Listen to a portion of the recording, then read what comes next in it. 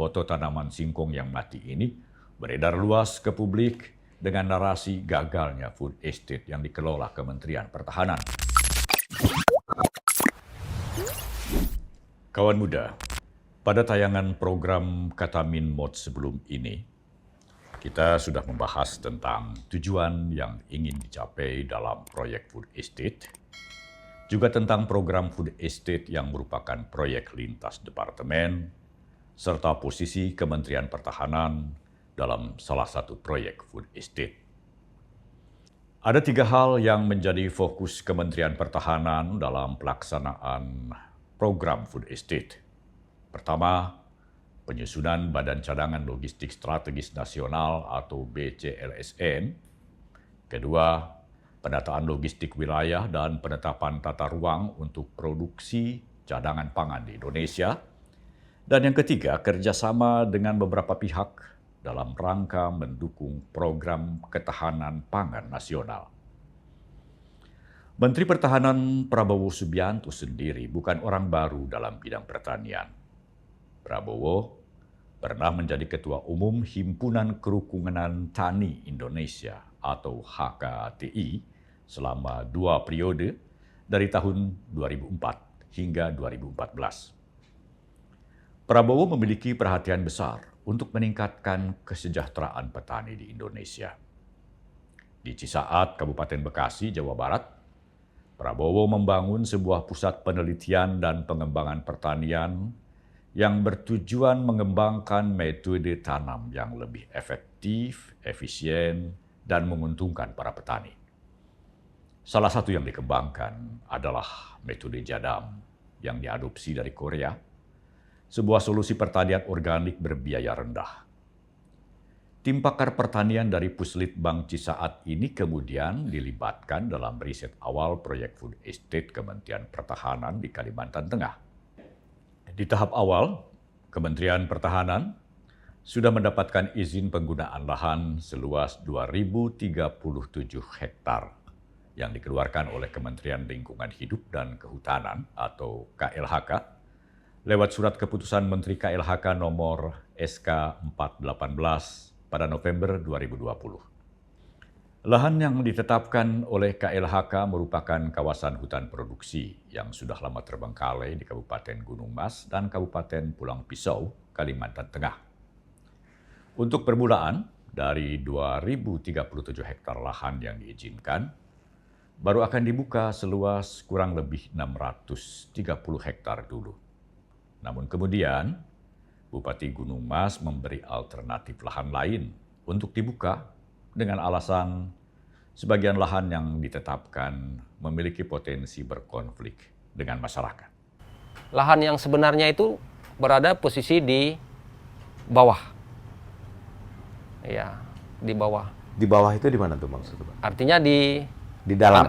Agak ke pinggir jalan. Agak ke pinggir jalan. Ya, agak Oke. ke pinggir jalan. Dan semula itu ya, rencana awal ya seperti itu, Pak. Ya. Ya mungkin di situ ya kita lihat memang kualitas tanahnya bagus. Ya, terutama untuk perkebunan.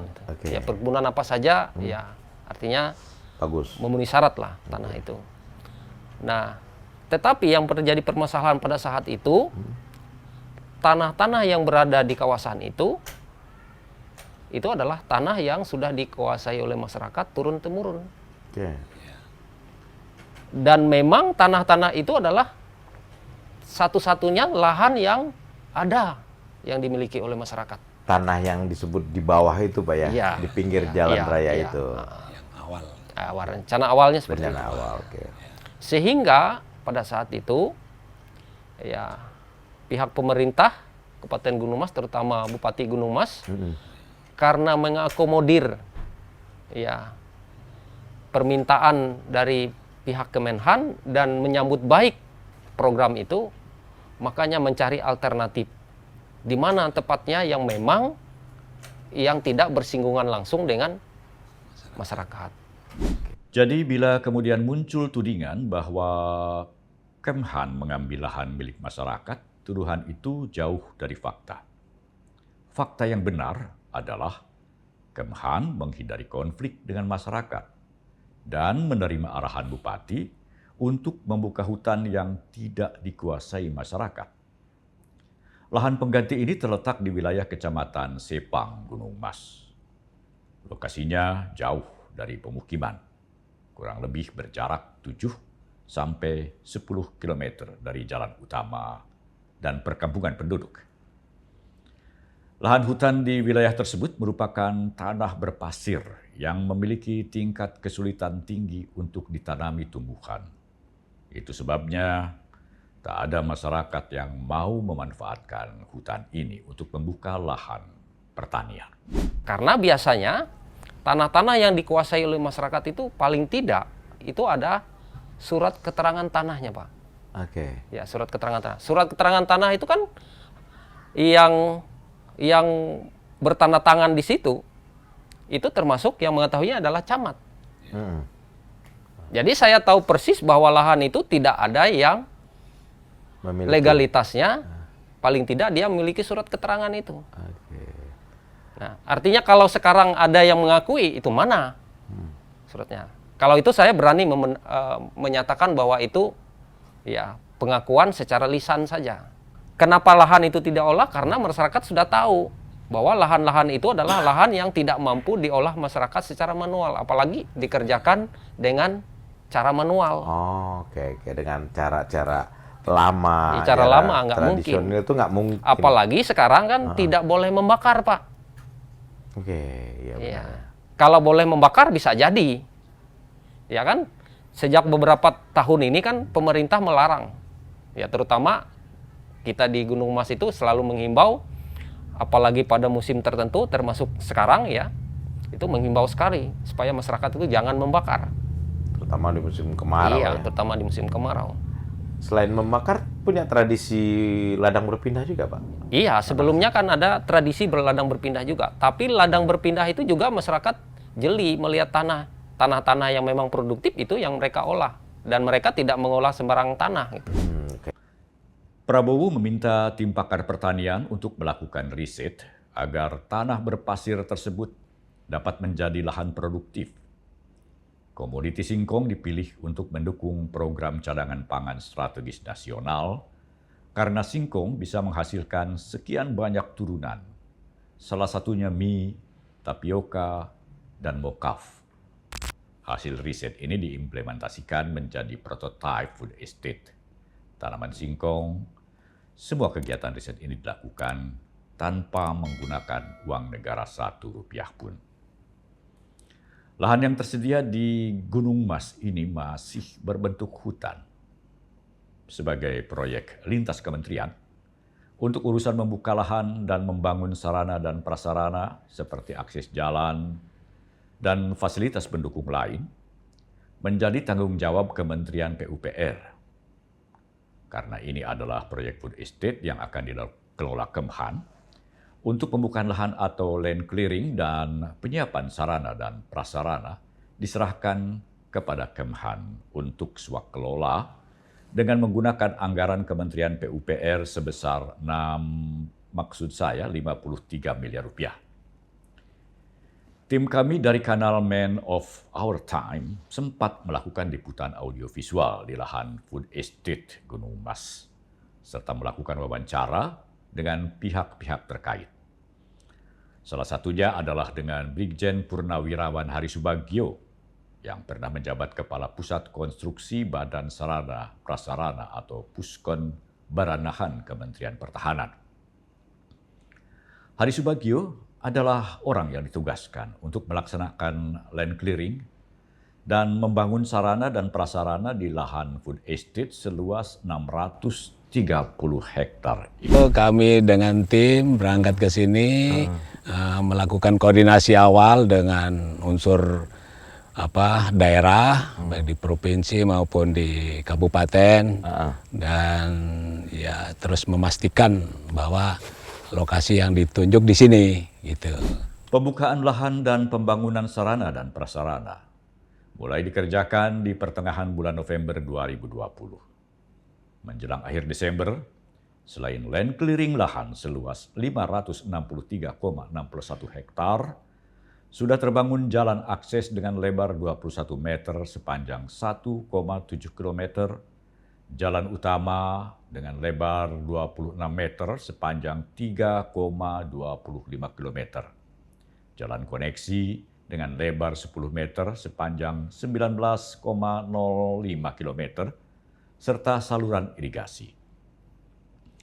Dengan anggaran PUPR tadi dibangun juga 1 unit bangunan perkantoran, 1 unit bangunan bengkel, 1 unit bangunan barak pekerja, 1 unit gudang dan workshop, serta 1 unit helipad. Sumber kami di Kementerian Pertahanan menyebutkan anggaran sekitar 53 miliar rupiah dari Kementerian PUPR itu benar-benar digunakan secara maksimal dan efisien tanpa ada speser pun yang disalahgunakan.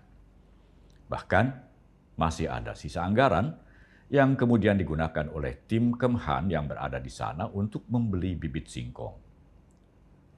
Ditambah semangat yang membara dari tim Kemhan, beberapa anggota tim bahkan menyumbangkan dana pribadi untuk membeli bibit singkong, sehingga terkumpullah bibit tanaman singkong yang cukup untuk ditanam di lahan seluas 30 hektar.